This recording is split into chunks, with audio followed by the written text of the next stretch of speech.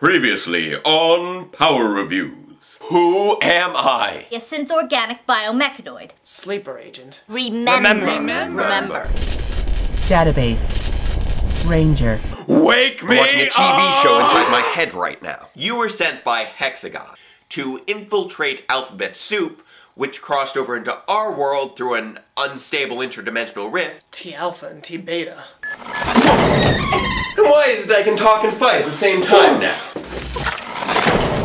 Time for you to meet... Subject K. Wireless Interdimensional Interface. Voice print acknowledged. You can't stop it. Who are you? And what better way to start off the new year than with some New Year's resolutions? I remember. There's someone I want you to meet. K? Dr. K. Hello, Mayo. The Nemo! Well, what is it? It's the end of the world. And now, Database Rangers Power Review. Greetings, Ranger fans, and welcome to my apocalypse. The end of the world. I'm sorry, did you say it's the end of the world? Yes. What are you talking about? The trans-dimensional tear from the hallway. Wait, the what now? Do you remember the set of circumstances that created it? A pre-existing trans-dimensional soft spot, an electromagnetic pulse burst, and the collision between two alternate universe counterparts. Sound familiar? Oh no. What? What are you guys talking about? The Bleach Protocol. You mean the security override that got us out of that crazy Men in Black funhouse? It did a lot more than that. It destabilized the entire facility on a quantum level. All it would have taken was one collision between counterparts and... There were literally dozens of opportunities for that during the evacuation. We might not even be looking at a single tear here. We're not. This isn't a single crack we're dealing with. The entire building is a spider web of fractures in the time-space continuum. But we can still fix this, right? I mean, it can't be that bad. The place has only been unattended for, what, maybe a few days? Try 3 months. What? You know what? I'm probably going to be asking this a lot today, but how is that even possible? Temporal distortion. That was what clued us into the rift to begin with. Time loops, accelerated aging, even little things like someone completing grad school a few years early. So that's how he became a doctor so fast. What? Never mind. Wait, Vay, no wonder it feels like it takes 2 weeks to get anything done. There's got to be some way to stop this. Yeah, I mean, what about the Wii? I mean, the wireless interdimensional interface. Voice print acknowledged. Please submit query. Not right now. Can't it fix this? As far as I can tell, all it can do is stabilize the tears, not close them. Okay, stabilization sounds like a good thing. Unless it forms another portal. My thoughts exactly. Wait. We're thinking with portals now? And with the scale of what we're looking at, there's no telling what might come through this time. This time? Stuff has come through before? Just one small, little, extremely intimidating skull-faced demon. No big deal. And I managed to stop it, didn't I? You did? Yeah, I was able to seal that portal somehow, so why not this one?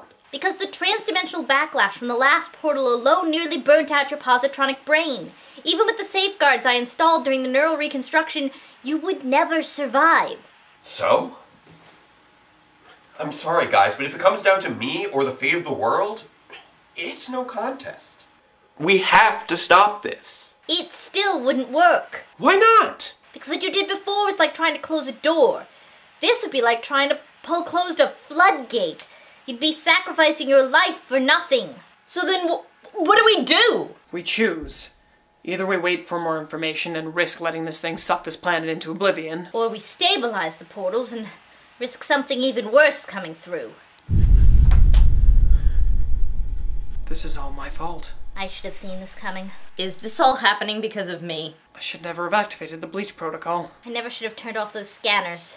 I should never have let myself get kidnapped. And now it's too late. It's happening again. So much I wanted to do.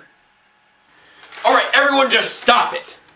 There has got to be a third option here. One that doesn't involve breaking the world in half or letting it get overrun by extra-dimensional demons. So let's find it. Okay? Keep analyzing the Wii. See if there's something else in there that we can use. Guy, keep going through those files from Alphabet Soup. Maybe they were onto something. Either way, I need you guys to buy me time for at least the next 10 minutes. Why? What are you going to do? What I do best.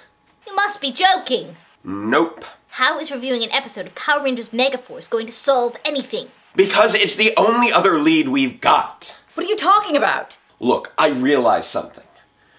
The Squee has been trying to help us. Squee? Selective Quantum Utility Electronic Eye Line. Ever since that thing with the lolcat, Lolcat? Laser Optic Lineation Cerebral Array Transceiver. it's been beaming episodes directly into my brain every time I get freaked out. I start interrogating Guy, it shows me a story about friendship and trust. Agents attack our power grid, and I get some random new ability following an explosion. The same thing happens with the Rangers and Metal Alice. We get attacked by a force we've never seen before that has apparently been a threat this whole time, and somehow defeat it with technology we've had all along, and then have to rebuild the memory of someone who got mind-wiped in the aftermath just in time for that big looming force to finally reveal itself? Are you guys not seeing the pattern here? The Power Rangers are real. Their universe exists. You two are from there, and yet you constantly treat the show as if it's nothing more than frivolous entertainment. Why can't you see this as something important? Because I don't want to. Why? Because they're not my Rangers, and I don't like looking at pale imitations that are treated as nothing more than a joke by the world at large. A thing for children. Just a kids' show. Well, I'm sorry. I'm sorry that these aren't the Rangers that you know and love. Or the ones that you probably grew up with. And I'm sorry that the show isn't as realistic or honest with itself as it should be. But we can't just pick and choose what counts and what doesn't. It's all part of the big picture. And the closer we get to seeing all of it, the closer we get to the truth. So, you two do what you have to do. And I'll do what I have to do. Come on, let's get to work.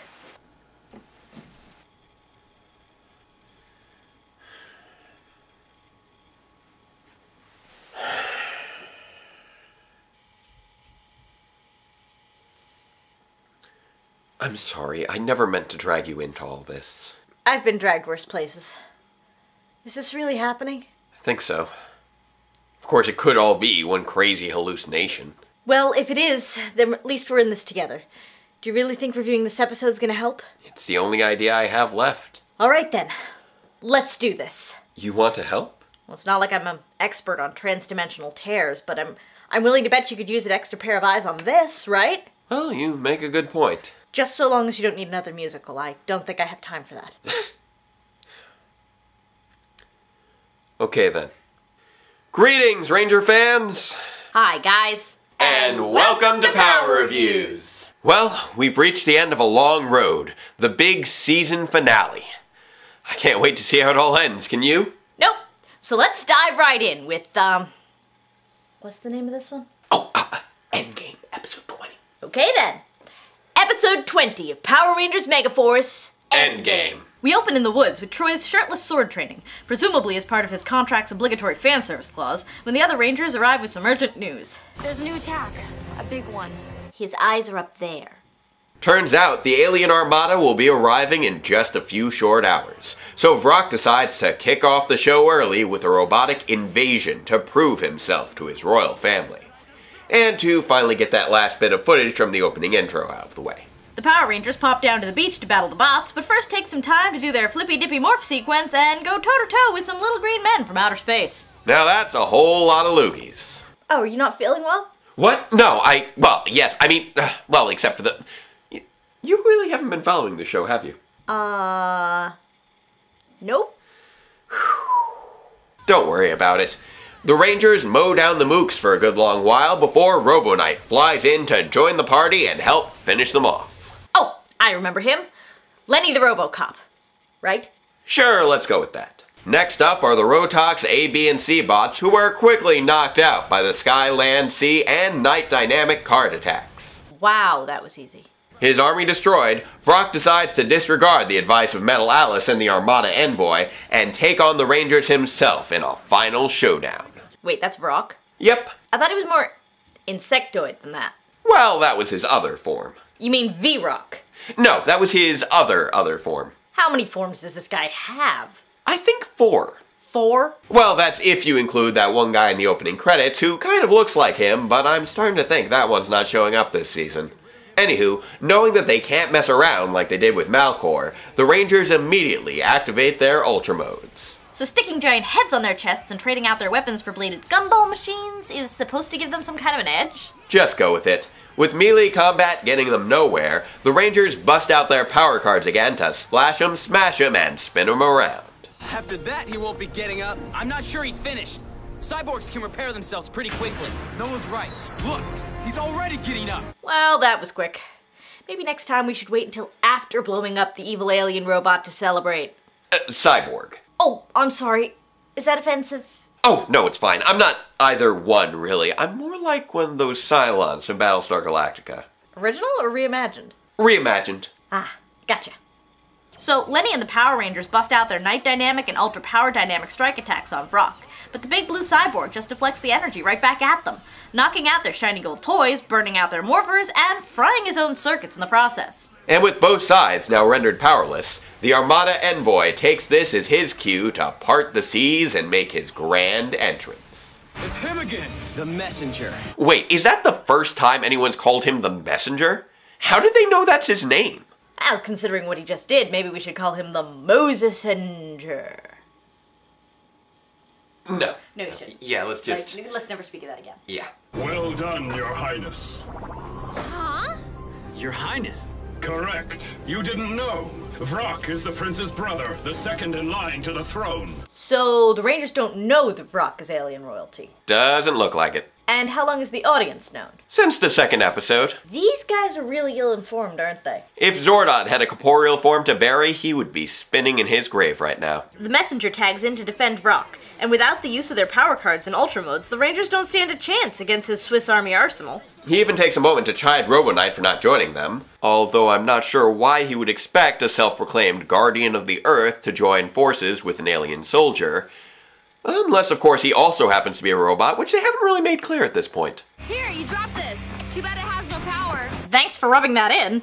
The next bombardment from Bomberman knocks the Rangers back into their civvies, inspiring what would be a heroic last stand if not for Robo Knight stepping in to stop the incoming Unibeam. He redirects the last of his internal power into a tri-fusion portal to sap up the messenger's energy beam, sandblasting his Robomorpher in the process, and gathering up enough power to restore the Rangers' Gosei morphers. Which unfortunately also knocks him down for the count, but at least Troy gets to use his cool Nerf gun. Cue the big dramatic charge, as the Rangers manage to synchronize their morphing with the messenger's attacks not once, but twice, going ultra and renewing their assault, protecting themselves with a tri-fusion shield and following it up with an ultra strike. Which still does nothing. We forgot to combine our power with Robo Knight's power. Surprise, surprise, the Ultra Power Night Dynamic Strike finishes the job and the messenger is sent to the scrap heap. They shouldn't start celebrating yet, though, since Vrock is still up and running, and Metal Alice is finally ready to join the fight. Forgive me, Master. Well, that was unnecessary. Even if you had 100 more Rangers beside you, you couldn't stop me. Totally not foreshadowing the Legend War there. The what now? Don't worry about it. And they just defeated Metal Alice without using any finishers. Wow, that was easy. While the Rangers marvel over Metal Alice's misplaced loyalty, her master heads off to speak with what's left of the messenger. And I'm just gonna go with insert litany of head-based puns here. Good idea. Enraged over the failure of his robotic assault, Vrock finally issues the command for the Armada to kick off the invasion. The messenger then warns Vrock to hightail it out of there, since many of the new soldiers probably won't recognize this new form. Probably because the messenger really sucks at his job of actually sending any messages. Before he leaves, though, he comes to the side of the mortally wounded Metal Alice to thank her for her loyal service. And to tell her, You are damaged and obsolete. You failed, and logically must be discarded. and with that, Metal Alice explodes, Vrock retreats, and the Rangers demorph to run and check on Robo Knight, who has now mysteriously disappeared. Looks like he dragged himself off. But where? Oh, I don't know. Maybe in the direction of those footprints? Troy calls up Gosei to give him a status report on the result of the battle. But all he has to say is... Rangers, morph now! What? Why? Morph, morph, morph! Okay, I know that's supposed to be dramatic, but it's kind of goofy. Yes, it was. Like, am I the only one who wants to see that as a YouTube remix? No, you are not. Morph, morph, morph, morph, morph, morph, morph! So Nice. the Rangers, just as the Armada arrives and starts laying waste to the city. They all run and hide for cover from the oncoming laser fire.